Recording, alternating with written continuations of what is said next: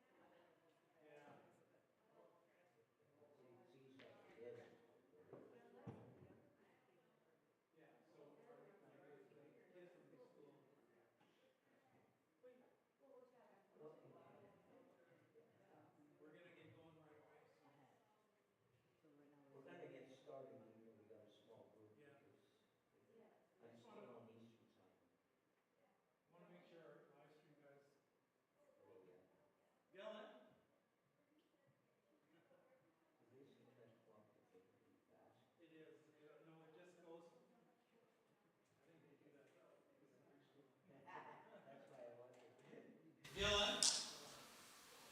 are you ready to go? So is the streaming done up there? Yeah, that's where they direct from. You Oh, ready to go? Okay, he's ready to go. So, if they call in those folks. Trent, you want to call everyone in? Because we're going to start. People walk in.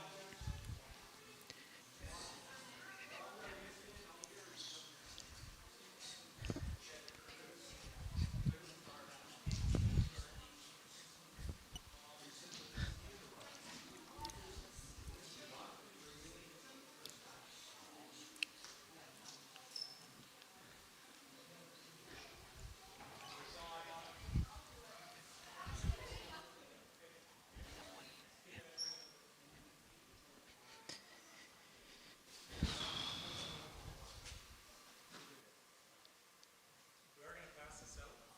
If you have any questions you want to ask, Hey guys, come on up a little closer, guys. he's going to ask everyone to move up because when you're talking and everyone's at the back,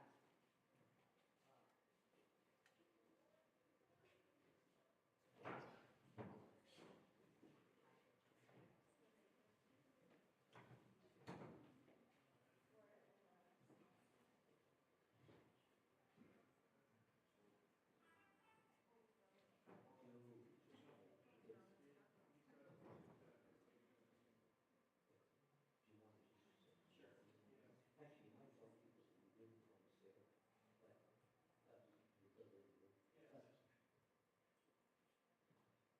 Trent, do you want to just turn this mic on?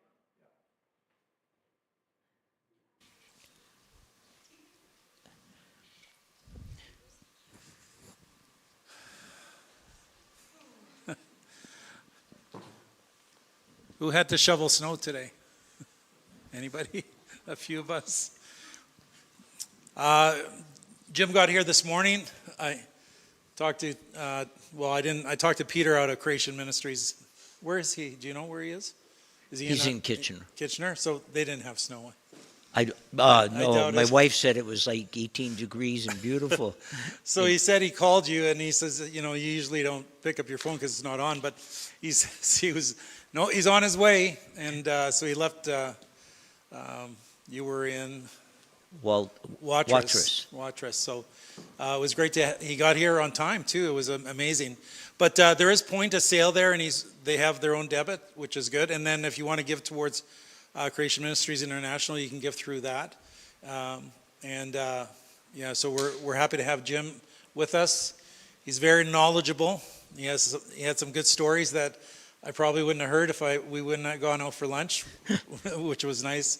And one of them was, who's the fella that Frank Schaefer? Frankie Schaefer. Frankie Schaefer. So some people don't know who he is, but he was a writer, a great thinker of the 20th century. So you're talking Francis Schaefer was the father. Frankie's the son. Yeah, that you were almost we were the same age, right? Yeah. So, and so there's that point of sale. There's lots of books out there. Man, I was looking. I want one of each, but I think I don't have enough money in my account for that. So it's like amazing. But why don't you come up? Let's give Jim a warm hand. No. And there is a. If you want to ask a question, there's a clipboard that's going around, and you can write something down. You young people, write something serious rather than, yeah. Okay, so let's just open with a brief word of prayer.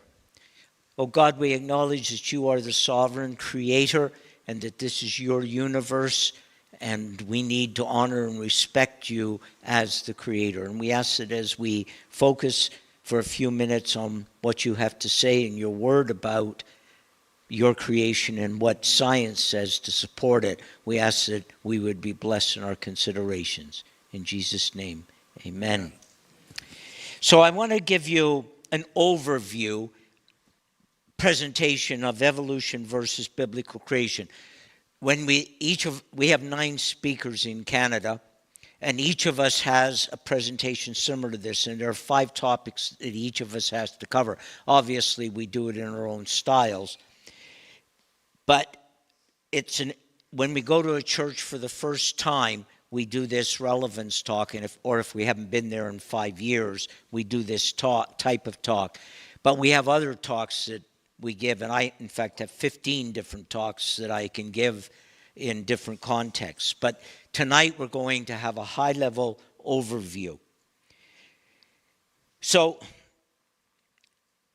I'm in the wrong presentation. I've got to go to a different presentation. I am so sorry about that. Hold on a second. I think it's in here. That would have been, nope. Okay.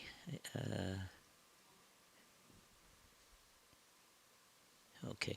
I got to find out. Oh, it'd help if I put my reading glasses on, wouldn't it? Then I can see my own slides better. Sorry about that. That's a problem when you have... Okay. This is what I wanted right here. Okay. So I will start over.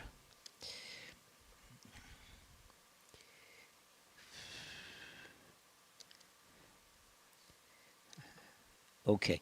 So what we're going to do this evening is a high level of evolution versus biblical creation.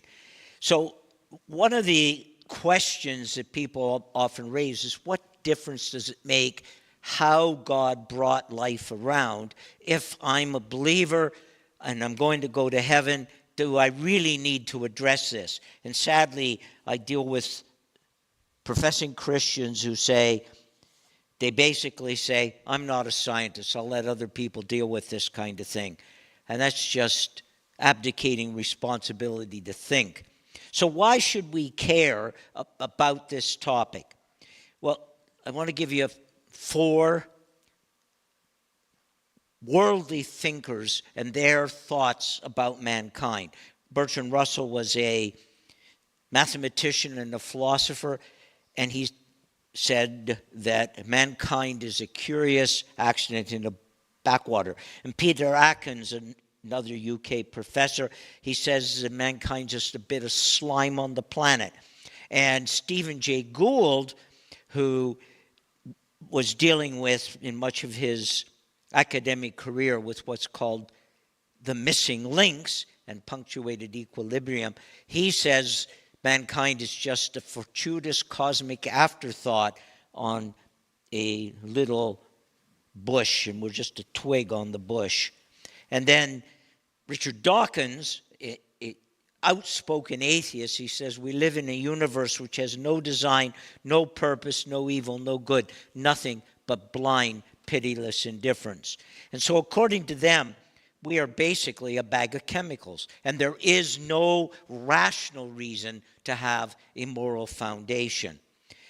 When you start with a foundation of evolution, and we've had 170, 180 years of evolutionary thinking, the fruit of it is that you're basically in a lawless state because God has been ejected from the scene, and there is no reason to have a moral foundation. And it's not the only cause, but it certainly contributes. Evolutionary thinking contributes to the moral chaos in our society right now. If, in contrast, you start with biblical creation, you get a completely different perspective on life and reality. I'm going to ask a question right now, so it's not a rhetorical question. I want you to think about it for a moment, and I'll come back to it. Why did I put biblical creation below God's Word? And it's not, as one little 6-year-old bright kid, he said to me, it's because the text is too big to fit on the one above. No. So that answer won't fly. But if we start with the first 11 chapters of Genesis, we find the whole Bible there in seed form. We find God the creator. We find male-female marriage. We find law or standards. God said, you shall not eat of a particular tree. There was law.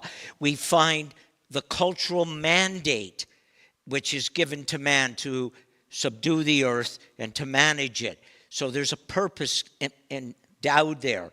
We hear God communicating to us in those chapters. We have the proto-evangel in Genesis 3:15, which points to the Messiah and is given in the midst of the curse on Eve. So now why did I put biblical creation below God's Word? What do you think? What do you think a reason is? Why biblical creation below God's Word? Yes, sir. Excellent. The very first thing God tells us about himself is he's a creator. In the beginning, God created the heavens and the earth. When we come to verse 3 of Genesis chapter 1, it's there that he says, and God communicated. God said, let there be light. God presents himself first and foremost as a creator and then as a communicator. The fundamental doctrine in the Bible is that God is the creator. Very first verse of the Bible, you go to Revelation. You are worthy, O God, to receive glory and honor. Why? Because you created all things. You go to the oldest complete book in the Bible. Now, Genesis 1 to 11 are older component, but the oldest book in the Bible is the book of Job. It was written probably before the time of Abraham, particularly if Job is also Jobab in the genealogical sequence there, if that's the same individual. But Job and his friends were dealing with these philosophical questions, and God intervenes. And how does he say? Where were you when I laid the foundations of the earth? So he challenges them to consider him as the creator and the magnificence of his creator. In Isaiah and Jeremiah and the Psalms, God defends himself over and over and over again as the creator. Foundational doctrine. If you don't get that right, eventually you go off base on everything else because you've basically rejected the God who is the creator. But there are many, many professing Christians who say, yeah, I believe that God created. I'm not sure how he did it, and I'm confused about it. And they would have a Christian worldview. They would disagree with medical assistance in dying and abortion and various things like that. But throughout the church, there is a very high number of people who still believe and proclaim that God used a form of evolution to bring around the human life, and they believe in deep time. That is, that the earth is 4.5 billion years old and the universe is 13.8 billion years old, somewhere in that range.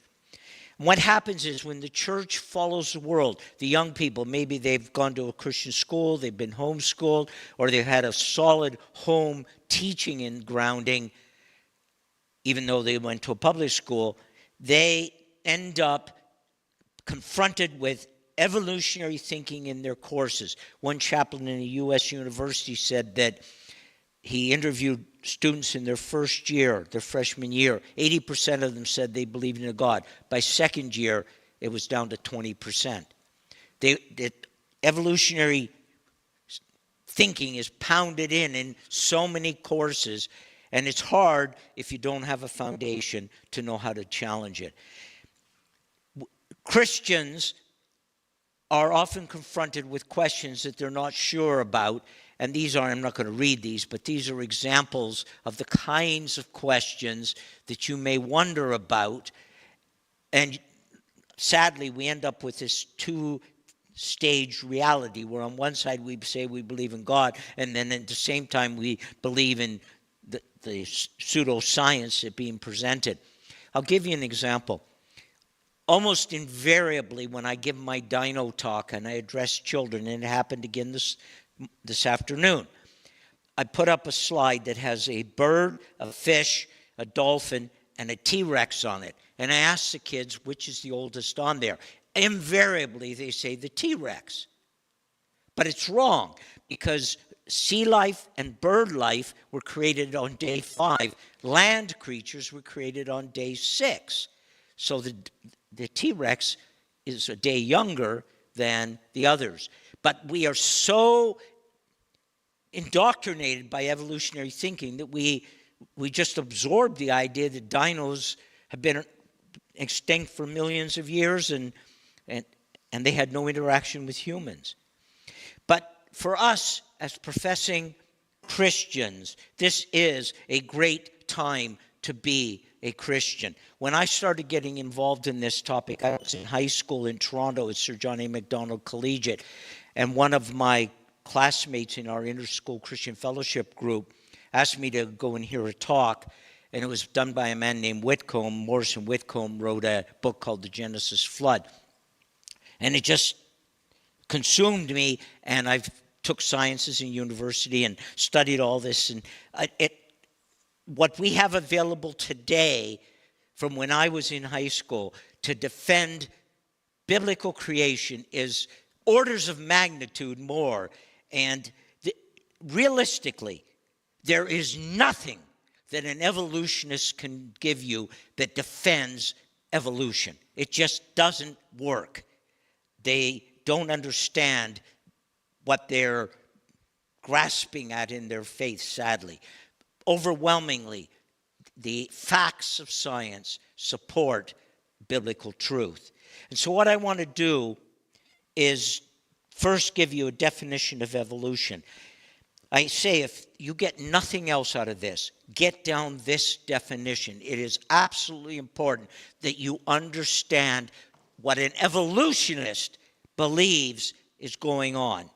This definition I'm going to give you, and then I will present an evolutionist text that supports this. They claim that all of life started from a single cell. This original life could not be a virus. It has to be more complex. Why could it not be a virus?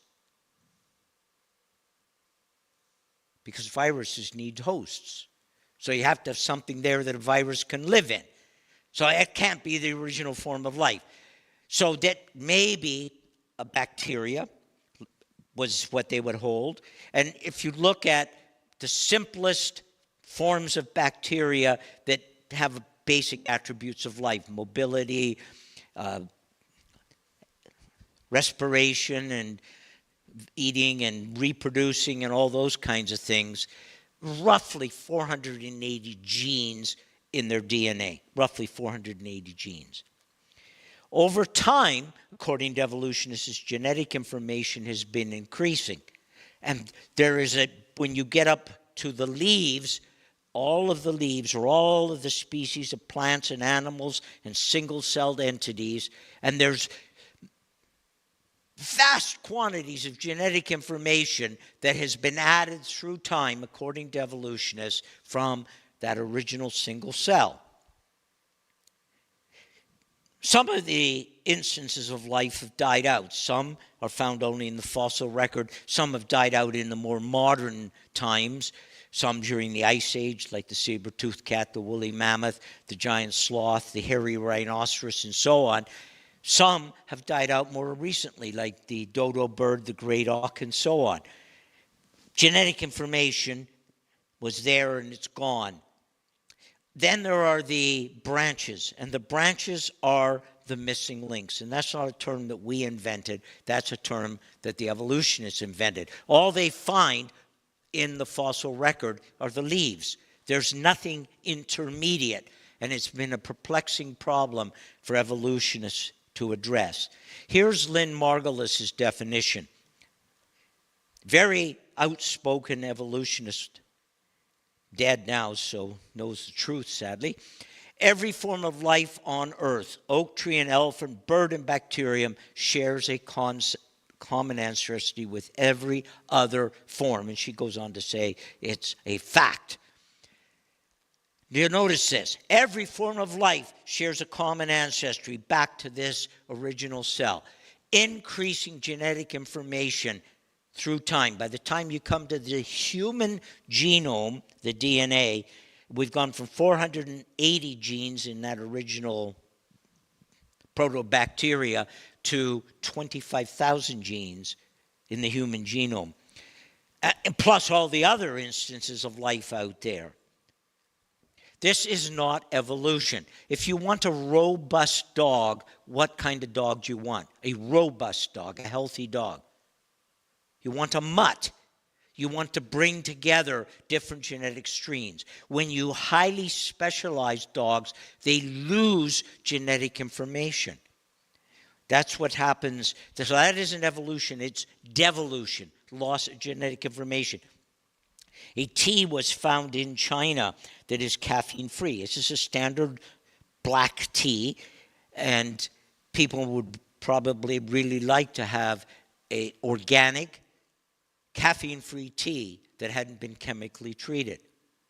Did you have a coffee or tea today? Why do plants have caffeine in them? It's a pesticide. So we all had, who had a coffee or tea, we all had a pesticide today. So we drink it in low enough quantities unless we drink some of those turbo drinks that can blow your hearts out. But the amount of caffeine we ingest on our body size compared to a caterpillar is not too deleterious. If you look in the upper right, one of the chemicals that is used for taking caffeine out of tea and coffee is basically nail polish remover. I'd rather drink a caffeinated drink than drink the remnants of nail polish remover. So, when The Economist was writing about this, they looked at the scientists who discovered this, looked at the genetic makeup, and they discovered that this particular tea had lost the ability to produce caffeine. The enzyme is called caffeine synthase, and all that means is make caffeine, like it's a fancy way of saying, well, synthesize caffeine or make caffeine, and it's lost the ability. It's lost genetic robustness. It's lost the ability to survive in nature without human intervention, and yet look at the word that they use. This isn't evolution, it's devolution. It's a loss of genetic information. We declare, based on Scripture, that God created in 6 consecutive natural days, one right after the other. And he did this about 6,000 years ago. Sadly, many people's heads explode when they hear me say that I believe that the universe is only 6,000 years old. What I'd like to do now is give you 5 reasons for believing in biblical creation. First, I want to address that Genesis 1 is history. And I will actually spend the most amount of time on this topic, because if we don't get this right, we may as well shut our Bibles, as far as I'm concerned. Second, death is a result of Adam's sin. We'll look at that briefly. You'll see why that's significant. Thirdly, I want to just do a sweep through some biological processes, basically dealing with what evolutionists have trouble explaining. And then a few pieces of evidence to show that the world is not billions of years old. And finally, a few facts to support the flood. So those of you who were in either my dino or my flood talk today, some of those slides will look familiar because you already saw them earlier, but similar. So let's start with topic 1, which is Genesis 1 is history. On the left-hand side is the evolutionary sequence, starting with nothing, then there was a ripple, a quantum ripple, and then plasma, and on it goes. On the right-hand side is the sequence directly out of Genesis chapter 1. You can just read it, and you'll see it's building up. You'll notice that the lines do not line up. In fact, there's one very fundamental mismatch in here that is a deal breaker, and that is plant life. Plant life, according to evolutionists, are about 3 to 4 billion years after the earth formed. In the biblical account, plant life is created the day before all of the stellar objects, the galaxies and everything. And so that is an absolute deal breaker. You cannot bring these two sequences together. Sadly, there are many theologians that have attempted to provide means of rationalizing these, all kinds of framework hypothesis, gap hypothesis, day-age view, and so on. I actually have a whole presentation on all of these schemes for attempting to rationalize these. There is a basic law of logic called the law of non-contradiction. And that law basically is if you have two concepts that contradict one another, at least one of them must be false. Both could be false, but at least one of them must be false. So one of the explanations is suggested is that Genesis 1 is just poetry. Now, it is a magnificent piece of literature, but it isn't poetry. It is actually narrative text. And Stephen Boyd did a study of looking at the Hebrew verb forms that are in poetry, like the book of Psalms, Song of Solomon, and looking at the verb forms in Hebrew that are in narrative texts, like 1st and 2nd Samuel. And overwhelmingly, the verb forms in Genesis 1 are narrative verb forms. And so right away, we know that it's a narrative account rather than poetry.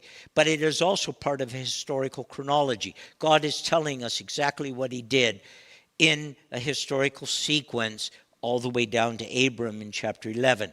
He also tells us that, well, we also are informed that the reason he created over 6 days was to give us a week. You try to find out from secular sources why everywhere in the world there is a 7-day week.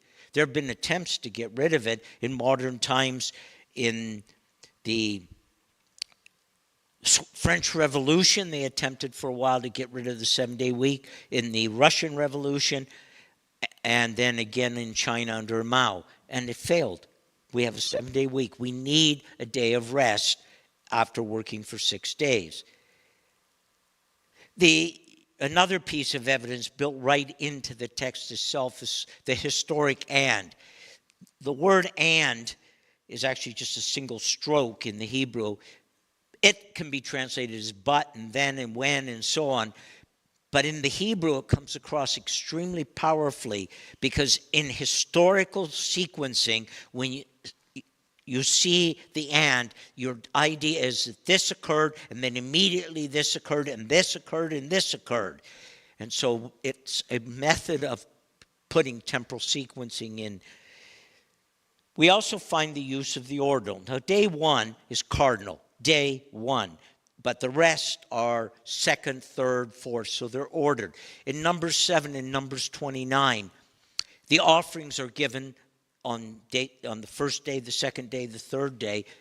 And there isn't a theologian on the face of the earth who would say those aren't natural days. And yet they turn around and try to impose in Genesis 1, say, oh no, they can't be natural days. But they are natural days because each day has an evening and a morning to it. Day 1 has an evening and morning right through to day 6. Why evening and morning? Our thinking is by morning and evening, and we've been influenced by Roman thinking. But why evening and morning? Well, because the earth was there as a spinning globe, and it was in darkness. And then God said, let there be light. So it spun out of darkness into light, out of evening into morning. And so God is telling us how long each of those days were. He couldn't say 24 hours. That's a post-flood invention. Some say Samaria, some say Babylon, some say Egypt. Doesn't matter. And so natural days have an evening and a morning. And then in Exodus 20, in the midst of the 10 Commandments, God uses his creative work to give us the analogy and the standard for our week. And so he is telling us what he did, and he's applying it. And then Jesus himself declares that at the beginning mankind was created male and female, not 13.8 billion years after the universe came into existence. And the rest of the Bible treats Genesis 1 as a historical account. It is history. It is exactly what God did. He's telling us the truth. And we need to start on that foundation. And I say simply, if we don't believe that God created in 6 days, why should we believe in the virgin conception? Why should we believe in the resurrection if we can't take God at his word in Genesis chapter 1? The writer of Hebrews says, by faith we understand that the universe was created by the word of God, so that what is seen was not made out of things that are visible. I don't know how to make it any clearer to you that what Genesis 1 is communicating is a historic account of what God did in the space of 7 days. Second topic, death is a result of Adam's sin. And you say, what's that got to do with evolution? It's fundamentally important because at the end of the creation week, God saw everything that he made and he declared it to be very good. If there's been 540 million years of evolutionary processes between the Cambrian and the Precambrian layer, supposedly 540 million years, what did we find in the fossil record? Death, decay, disease, carnivorism. And I don't care how you define it, but that isn't good. And yet at the end of the creation week, everything was good. And it's Adam's sin that brought into the created order death and decay. And that is particularly the death of living creatures, breathing creatures. So that was the result of Adam's sin. And so every single fossil must have been formed after Adam sinned. We have to start with a historic Adam that brought sin and death into the world. And then Paul makes this analogy in 1 Corinthians 15. We need a historic Christ who conquered sin and death and brought life. And he brings that analogy together. If you don't have a historic Adam that brought sin and death and decay, then the whole analogy falls apart. If you want to explore this topic further, we have a half-hour episode on our Creation Magazine line, live, which is TV episodes, but now they're on multiple streaming media. I mean, you can pick them up. And this topic, you can go into more detail on that. Third topic, I want to do a sweep through some of the challenges that evolutionists have explaining how life formed. Now, we're not going to deal with pre-biological chemical evolution. I do have a presentation on that called Chance in the Origin of Life. I actually had the privilege of presenting it to 35 or 40 scientists at and engineers at the nuclear power plant in Pickering outside of Toronto, and most of them weren't believers. It was quite an interesting experience because one fellow, he's a Sikh, he came up to me at the book table afterwards. He says, how come we never hear about any of this stuff? So at least somebody was listening. But it's evident that you cannot take raw chemicals and have them, through chemical evolution, not biological evolution, have them form the building blocks of life. We won't take any more time giving the reasons for that tonight, but one, in Popular Mechanics, somebody said, scientists are still waiting for proof that chemical ingredients can spontaneously assemble themselves, become wrapped in a membrane, and divide. In other words, there's still the missing link between the chemistry of early life and subsequent biology. Another one of the science's most enduring mysteries, namely how life sprung from non-living matter. So let's make an assumption that we have the chemical evolution somehow has produced the basic building blocks of life. They're there. One of the basic building blocks is something called a nucleotide. There's amino acids and other things, but let's just focus on nucleotides. The nucleotides, and there's essentially 4 flavors. Don't want this to get too complicated. There are 4 types of these nucleotides. What is a nucleotide? It is a molecule made up of 3 other molecules. It's made up of phosphate, a sugar, and a nitrogen group.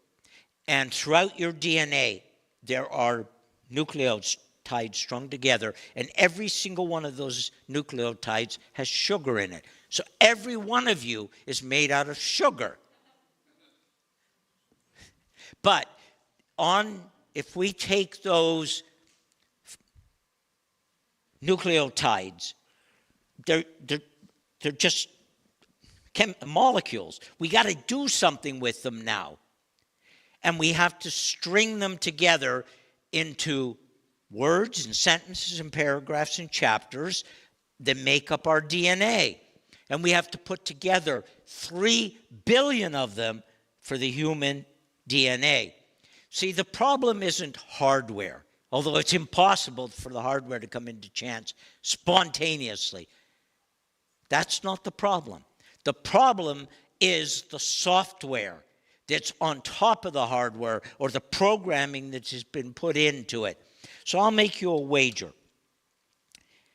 If you can bring to me your cell phone and tell me, look, it just wrote its own app, I will pay you $1 million.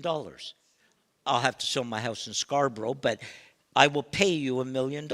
We know that hardware does not write software. Computer scientists, I worked in the IT industry for 45 years. I wrote all kinds of software over the years.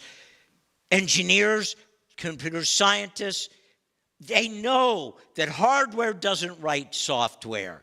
Only biologists claim that hardware can write software. Evolutionary biologists. So even if the hardware was there, by chance, which it isn't, where did the information come from that's building up the DNA, the software?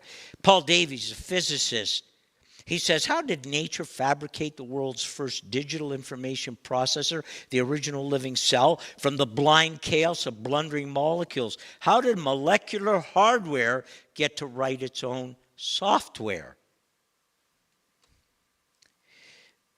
We take it up a level. The actual DNA is unbelievably complex. What we know about DNA, first, well, some of the research comes from the 20th century, but really much of what we know about DNA has only become available in the last 20, 25 years, in this century. And it is so dynamically complex, it is mind-blowing. Back in 1970s, the belief was that between the genes, and the genes manufacture proteins through the factories in the cells, between the genes, there's something called epigenetic information in the DNA. Epigenetic information was originally called junk DNA. That term is no longer used. They realize now that the epigenetic information has error correction utilities, it has control signals, it has all kinds of dynamism built into it, telling the factories how to manufacture the needed proteins. So you could say, well, make a protein from this gene. Oh, no, let's change it. Let's use both of those genes to produce that protein. That kind of thing comes from the epigenetic. I'll give you an example. If a woman conceives at a very high altitude, like in the Andes or the Himalayas, somehow the developing fetus, the DNA epigenetic information senses atmospheric pressure and reprograms the DNA so that baby is born with larger lung capacity. That is built into our DNA programming, and it just reprograms what that baby is going, how that baby's going to develop. DNA can be read in both directions, depending on what command structures come out. You try to write anything that's meaningful in both directions. It's a challenge. Pure palindromes, DNA isn't a pure palindrome, but it's got intelligence in both directions. But a pure palindrome is like the word race car. You can read it in both directions. Now, I'm going to give you an example of another one, which will sound very risque until you get the context. But there is the most gorgeous naked woman coming up to this young man, and as she approaches, he goes up to her and he says, "Madam, I'm Adam." Because remember, they were both naked before they'd sinned, and Adam was asleep when Eve was formed, so he had to go and introduce himself to her. That's a perfect palindrome. Madam, I'm Adam. So we could go on with that, but DNA is readable in both directions. It also has additional layers of complexity built into it. So it's not just read the DNA structure, but when it wrinkles up, it actually communicates a whole nother layer of complexity through the wrinkling structure. I could go on about it. Like I read a complex book recently on RNA, and the number of different molecules of RNA, it's mind-blowing, that's built into our system of DNA. So if there's anything that's got God's signature on it, it's DNA. But take it up a level. How did cells get a nucleus? And in the nucleus of most cells, in fact, I think, every cell probably has nuclear DNA. And how did they get a nucleus? Not all cells have nucleus, but those that do have there's nuclear DNA in there. Take it up a level. How did multicellular entities come into existence? So you start off with a single cell, and it branches out into all these different kinds of cells. How did that happen? In the human body, we have roughly 12 classes of cell types, and out of those, roughly 250 different types of cells develop. And the interesting thing is these cells talk to one another. For example, if you get a cut in a finger, immediately electrical and chemical signals fire, and the body says, "Guys, I need some coagulant over here, and I need it right away." Okay, we've stopped the bleeding. Next, give me a subdermal skin cells. Oops, I need some dermal cells. Oh, I need a hair follicle. How do cells learn to talk to one another? You think about it. It's pretty complex. Take it up a level. When an amoeba would clone its chromosomes and then split, you have now two entities in existence. But in sexual reproduction, you get one set of chromosomes from the male and one set from the female. How did these two cells decide to work together to create a new single cell out of which the multiplication in the zygote would continue to increase into all the different kinds of cells? And even if a viable form came into existence spontaneously that had the female components at the same place and the same time, a male entity would have had to come into existence. It's astounding to even think of the astronomical odds that would have to be associated for just one entity for that to have occurred. They cannot explain the origin of sexual reproduction, but we can. The Bible says that God created male and female by their kinds. Darwin made a confession in his book on the origin of species. He said, if it could be demonstrated that any complex organ existed which could not possibly have been formed by numerous successive slight modifications, my theory would absolutely break down. He knew nothing about DNA.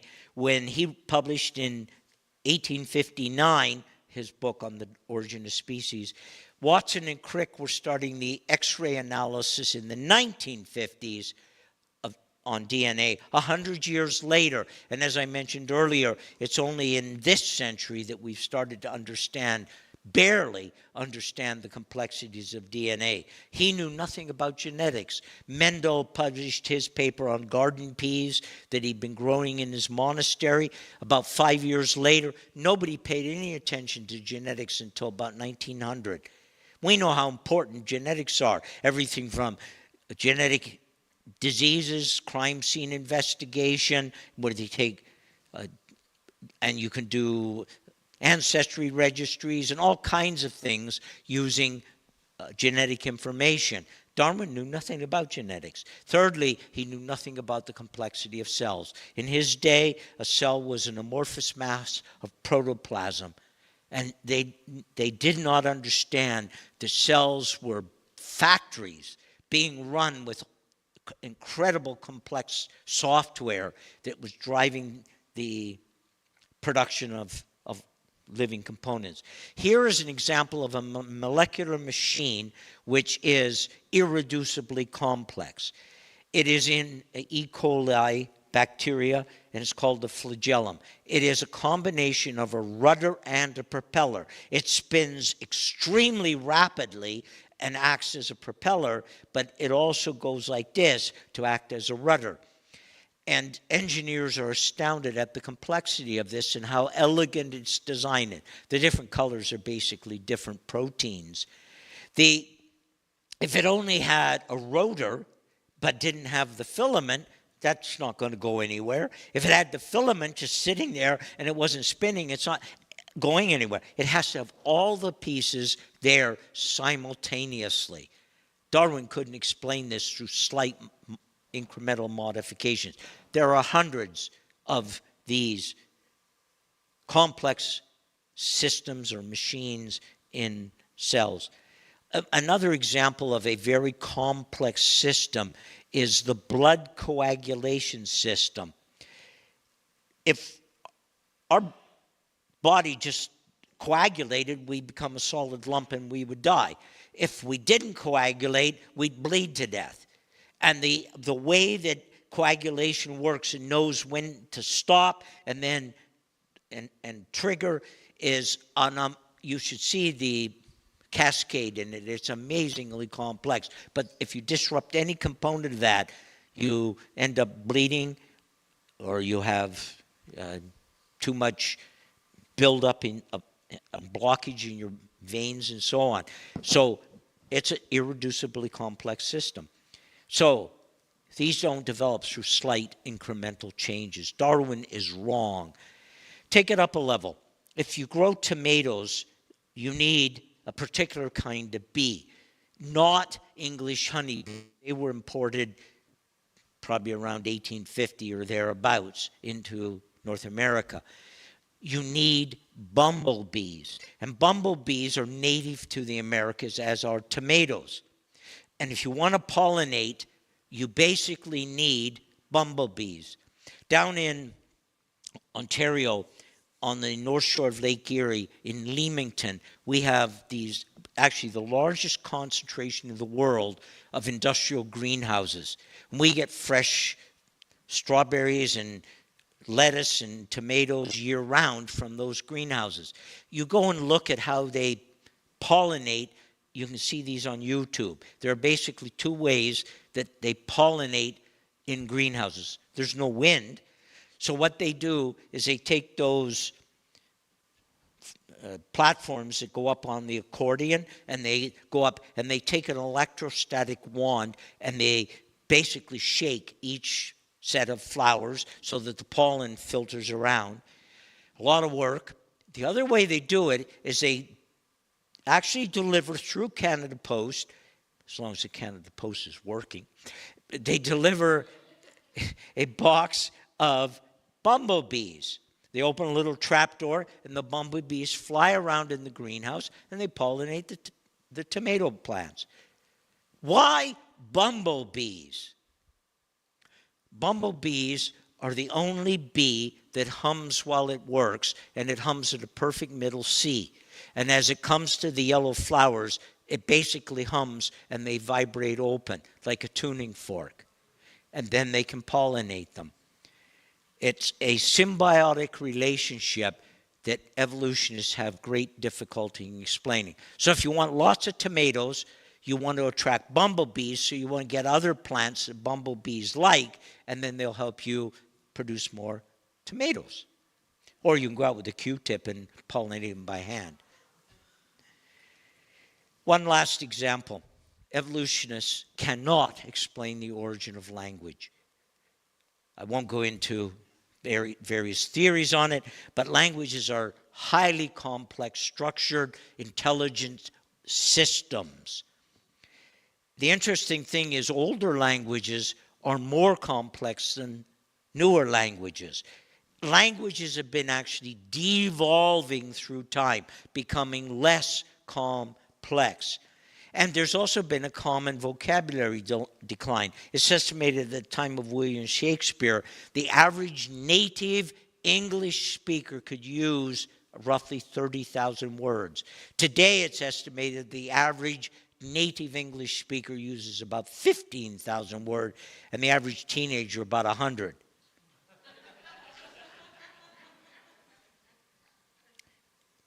And there's no common proto-language. They tried for about a century to figure out how all languages come from an original proto-language. They've given up on that, and they now talk about the bushes of language. Interestingly enough, a whole bunch of languages appear in the history around 2200 BC.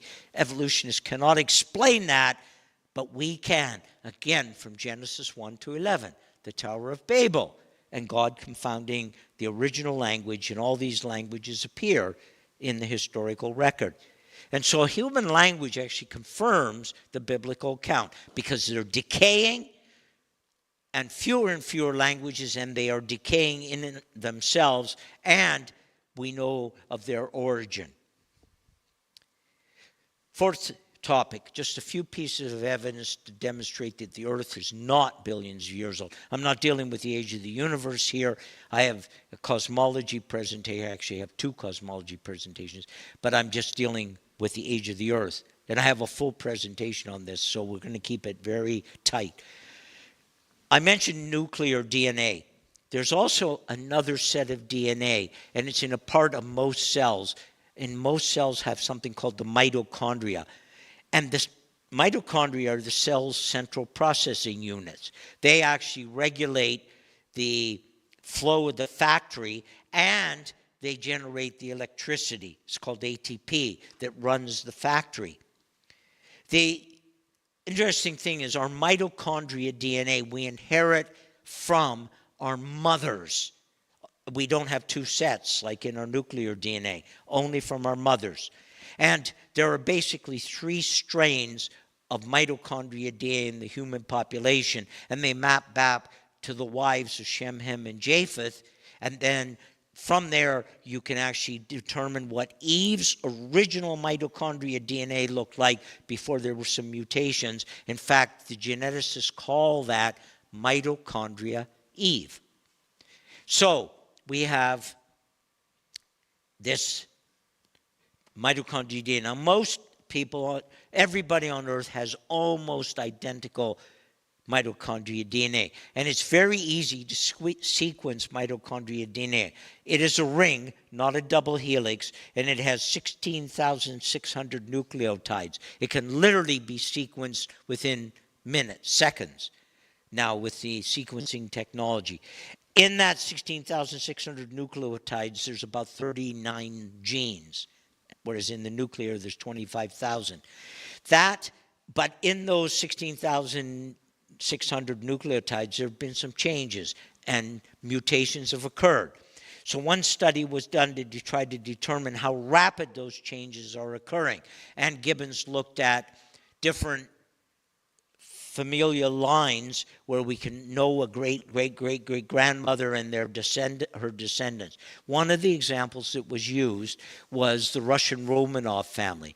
So I'm inventing this scenario, but it's consistent with the case study. Picture Princess Katerina in 1850, one of her hairbrushes is in a museum in St. Petersburg. We can get a sample of her hair with the hair follicle on the end.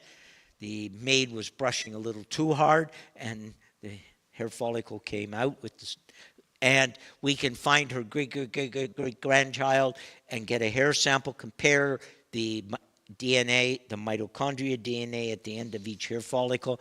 And what they discovered was that mutation rates are occurring much faster than they expected. And Ann Gibbons says it indicates the human population's only been on the earth for 6,000 years. And then she goes on and says, but nobody believes that. When I read the science paper, I put up my hand and I say, I believe that. But so human population, if that we'd been around for as Homo sapiens for, say, 1.2 million years, or maybe that's Homo habilis, but Homo sapiens 300,000, there should be a lot more mutations than there are. So humans have not been around for long periods. But there's a not bigger problem. In our human DNA, mutations are overwhelmingly negative. Some are benign. An error in a paragraph in the DNA, generally you can read it and make sense of it, and there's error corrections utilities. But you can imagine you're reading a paragraph, and there's one three-letter word in there where two of the nucleotides have been flipped around or changed, and all of a sudden the meaning of the paragraph is completely different. Take one three-letter word, D-O-G, and now it's become G-O-D. Suddenly it's completely different meaning. And so what's happening is that there are mutations in our nuclear DNA that are causing each generation to have, each human generation has roughly 200 more mutations, and it's carrying the mutation load from the previous generation. And Sanford, a geneticist, he predicts that in roughly 300 generations, the human population will go extinct because of the genetic defects. I have two copies of his book out on our table there. He was a geneticist taught at Cornell University, and he has all kinds of genetic patents, and he's basically saying the human population can't be millions of years old because of genetic entropy. Soft tissue was found in dino bones by Mary Schweitzer, was the first to report this. After she reported it in the Smithsonian's magazine, the evolutionists went ballistic. She's not a believer in creation, but they basically said this is impossible. You can't have organic material that lasts 65 million years. Now, she's continued to publish, and other people have published, so now it's pretty widely accepted that you will find some soft tissue in dino bones. You see, we have in our database 130 papers dealing with soft tissue found in fossils. 60 of them are about dinos. And if the Earth was really as old as evolutionists claim, then dino bones should simply not contain soft tissue, because if it had been buried 65 million years, the organic material would decay long before. I don't know of anybody that would post a best before date of 65 million years. We know that organic material decays, or it would calcify. And so that presence of soft tissue indicates that the remnants of the flood. Interesting enough, here in Saskatchewan, a T-Rex was found, and it has soft tissue in it. And the CBC, when reporting on this, they said for centuries it's been thought that there's effectively no trace of biological tissue in the fossil. And there shouldn't be. It turns out the fossilization process isn't quite as straightforward, or maybe not as rapid as we thought it would be. They don't have an answer. This is just typical waffling. They cannot explain it.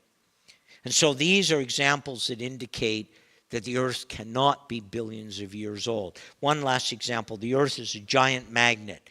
Electric current flows around it, and it creates a magnetosphere. The magnetosphere protects us from cosmic rays, and the magnetic field also is used by animals for navigation. Sea turtles, birds, and dogs, for example, can sense a magnetic field. But the magnetic field has been decaying, and it's demonstrated to have decayed in a 1,000-year period by roughly 40%. And if it continues decaying at that rate, in 1,000 years, the Earth will have no magnetic field left.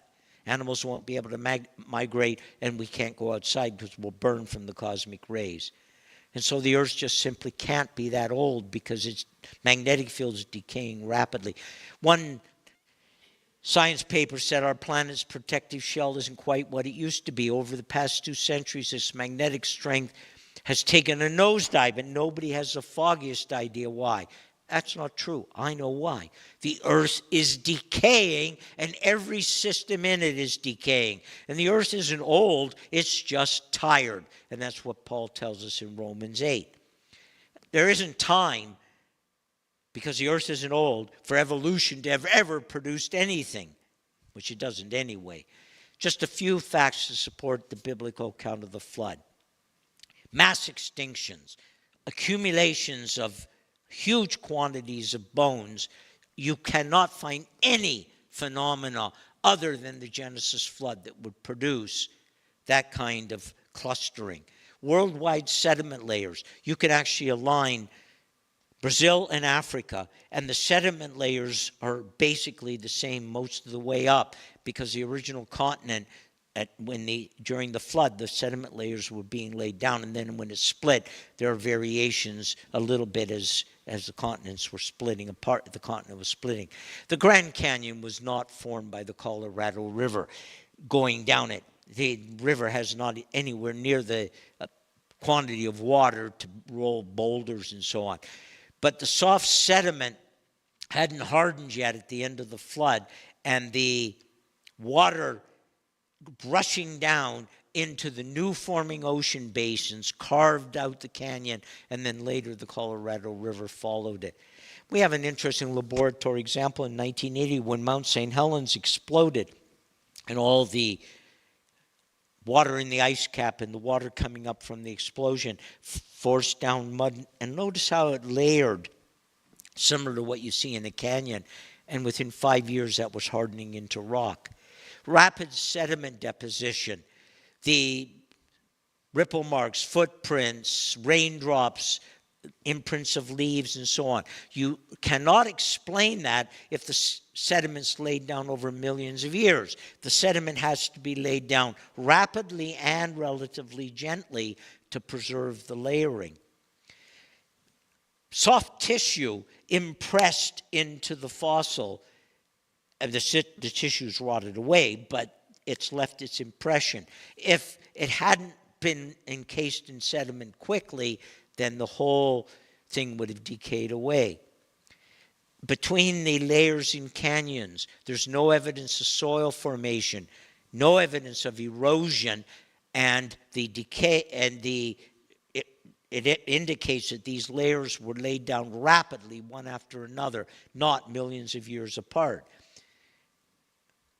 And tree trunks. There are over 50 petrified forests around the world, and these tree trunks go through all kinds of sediment layers. You cannot explain this except if they were laid down one right after the other rapidly. Otherwise, the tree trunk would have rotted away and be eroded away. Hard rock does not bend and twist, but the soft sediment could have been plasticine bending and then hardened into rock.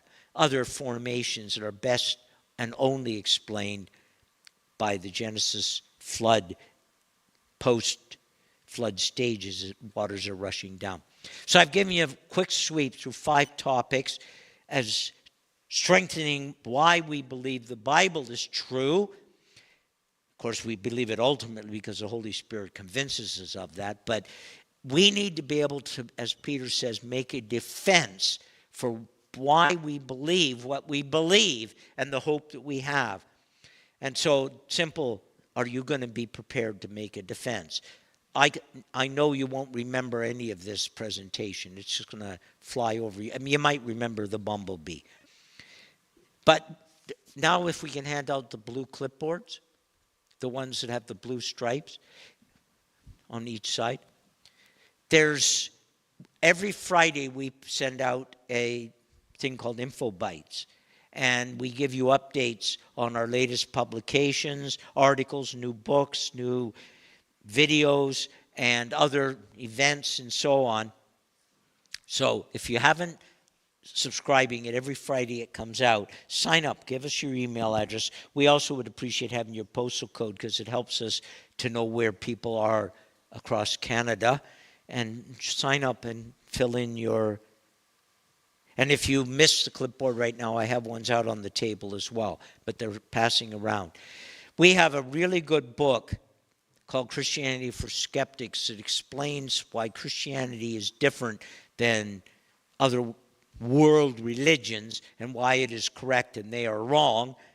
But we also have our Creation Answers book, which gives you over 60 questions that are answered, and you don't have to read the book cover to cover. You just look at the topic you're interested in, and you can read 2 or 3 pages on it. So it's a go-to resource.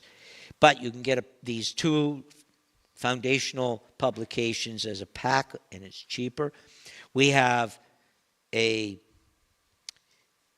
Evolution's Achilles Heel, written by 9 of our PhD scientists, and they give you all the details of why evolution cannot work.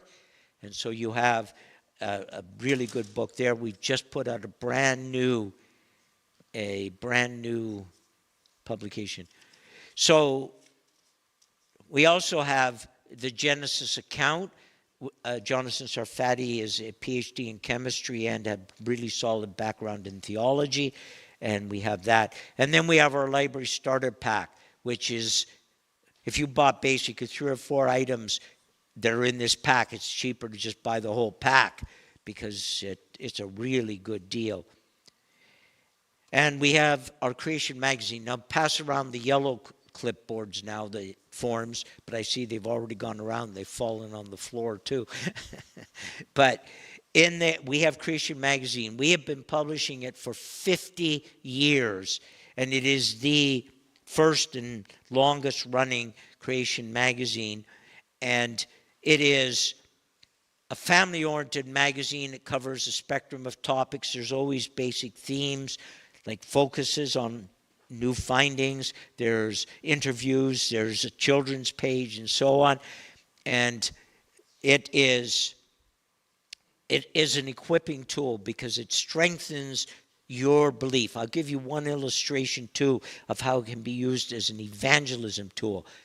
Well, 2 illustrations. I was speaking in Lethbridge, and there was a gentleman there who has an apartment building that he owns, and he puts back copies of Creation magazine in the lobby as an evangelism form, and people are taking them, and he's happy that they're taking them, hoping that they would read them. And the testimonies we get of people who've discovered Creation magazine indicate that they are finding it helpful. So here's the other illustration. I was on the board of the Pregnancy Care Center in Toronto for 25 years, and I worked very closely with the director, Linda. And Linda was using our church building to have a volunteer and staff workshop, and discovered in our church library a whole stack of Creation magazines, and she asked if she could take some. She was giving them to a girl from Beijing that she'd been witnessing to. And that girl wrote to her, or said to her, that she was amazed at what the Christian scientists were saying, and she found it so helpful. So it's a powerful evangelism tool. We don't put any advertising in it. You get a hard copy mailed to you, and you also get a digital copy, PDF, emailed to you, and you can distribute that to friends. We put this information out so that people will get it, but it costs us money to manufacture and mail this out. So you pay $9.50 a quarter, which is very small amount. It's less than the cost. Well, you spend $1 a day on a coffee at Tim Hortons or at McDonald's, and this is $9.50 a month. So it's really a cheap. And if you subscribe today, you can take one free issue on the table, and you can take one of the free DVDs, which Wanda will show you which those are. Here are some examples of articles from back issues that I had, and I scanned them.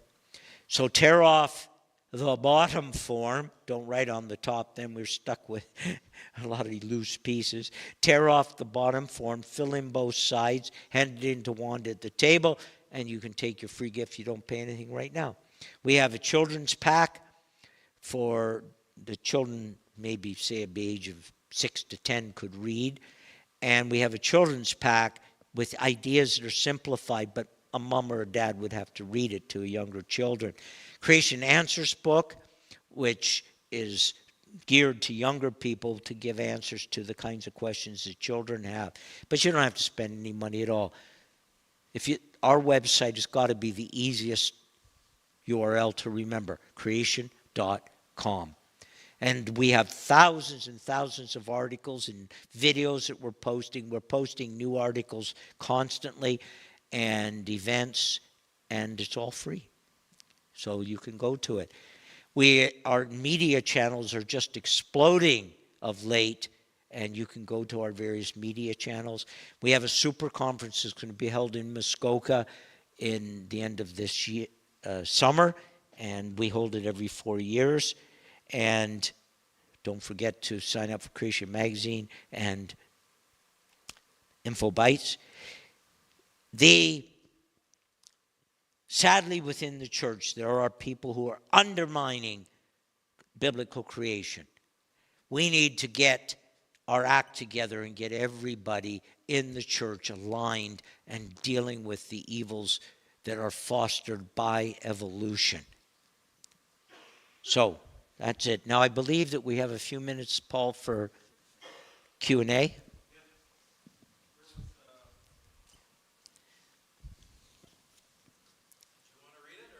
Oh, you can, well.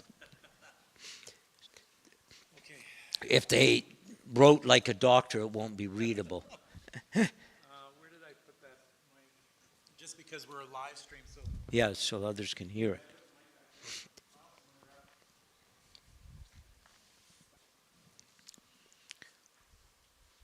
Wow, that's a lot of questions. Whoa, we're not going to get through all those. So you can be an editor, Paul, and decide a few without playing While things. you're answering, I'll go through it. Okay. Maybe some of them I've answered by the presentation. Okay, if the flood covered everything, including the trees, how did everyone breathe since you need trees to breathe? You mean? Because trees create what? Well, they reduce the carbon dioxide and then they produce oxygen. But all the carbon dioxide was cast into coal, so there wasn't. The only people producing carbon dioxide were the 8 in the ark and the few animals. That's not going to change the atmosphere in a year. Okay, if you look at me, I won't be able to look at the other questions, Oh. so you got to answer them. Oh, right. So it's a good question, but the production of carbon dioxide that then is filtered out by the plants would have been absolutely minuscule compared with the atmosphere. Okay. Here's another one. What happened to the giant race mentioned in the Bible? And The Nephilim. And did they create those massive structures?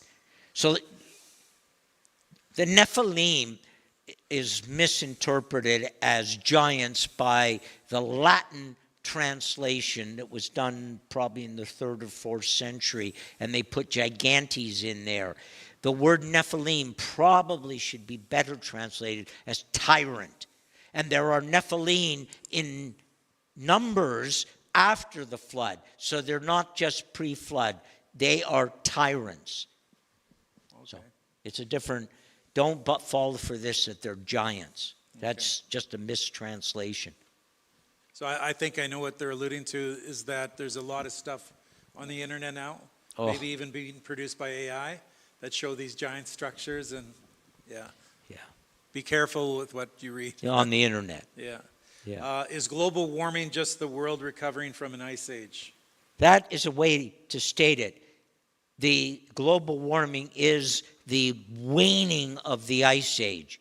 The glaciers, alpine glaciers, have been melting long before the production of carbon particulates and everything from our anthropogenic carbon. So the ice age, when the major glacier across North America and the one up in Northern Europe receded, the Earth has actually been warming up. The oceans warmed up universally. No, actually they cooled down. Sorry, the oceans cooled down because they were universally warm after the flood. But the Earth is restabilizing. Yes, there's been global warming. It has nothing to do with burning fossil fuels. Right. Okay, this person said, I once read that it is mathematically impossible for even one protein to have developed by accident. Is this true? And if the body relies on over 10,000 proteins, how do evolutionists explain this away? Why? I mean, that's a complex question. That I'd have to look at that in more detail, that one. It sounds pretty good, and that person should be teaching us. What was Trish? Okay. Trish, you need a higher job. If they, wait, I got to check this out. Okay. Why did God create the tree of good and evil if he knew we would sin? So we get into this whole question of can we blame God for sin? And this is the big debate that is dealt with in the book of Job. Let's not get into that debate, but God had a greater purpose in permitting evil and decreeing evil, and that greater purpose was he was going to send a redeemer and show his glory by overcoming evil. Okay. So. Wow. How do you know all this? The Bible tells me. This is amazing. Like your retention is like, wow. I'd have to go to a book. Why didn't God just create one gender? Why did he create not just one gender? Yeah. Genesis again tells us it's not good for man to be alone. He created a helpmeet. So now you can wonder why animals are created male and female, but it's for humans because man can't be alone. Right. What was God doing before he created the earth, since he was always there? What was God doing before he created the earth? Well, that assumes that God exists in time. Like, there isn't a before for God. He just exists, and he created it. Well, yeah, we're dealing with the concept of eternity, which we cannot comprehend. Eternality, we can't comprehend it. He was just there, and there's no before with God. Time is created for us. But yeah, in the beginning, God created. He created time, space, energy, and matter. STEM, space, time, energy, matter, right there in Genesis 1:1. Right. Kind of like Back to the Future. Yeah. So this one was, someone right after them wrote this, if God has no time, would earth be here forever for him? I'm sorry, that was... If God has no time, right, he's not limited by time, would earth be here forever for him? Like, I don't... Well, but again, because of the introduction of sin and the decay, we know that actually the earth is going to be everlasting, but it's going to be a new heavens and earth. Right. Peter tells us that this current order is going to be consumed, and Jesus is going to recreate it, not over 6 days, but instantaneously. Wow. And it will be everlasting. I don't use the word eternal, because we in the new heavens and earth will exist in a form of time. That's another mind-blowing concept. It is. Okay, here's a doozy. If they stop schedule of childhood vaccines, would there be a slowdown of genetic defects? Therefore, a decrease in population death due to defects or side effects of those vaccines. So what they're saying, they're presupposing that the vaccines are causing the genetic defects. So we're getting into a whole mess in that one. But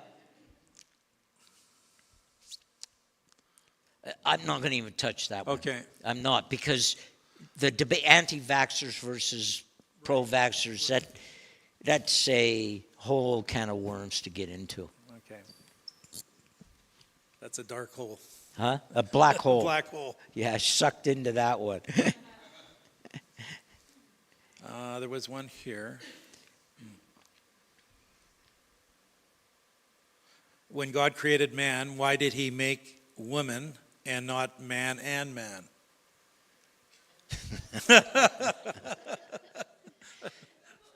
So that's an interesting way to put it. One of the older creationist guys used to say something like he created Adam and Eve, not Adam and Dean or something. Yeah. I don't remember how he used to say it, but some things we're reading into God's eternal purposes, and Right.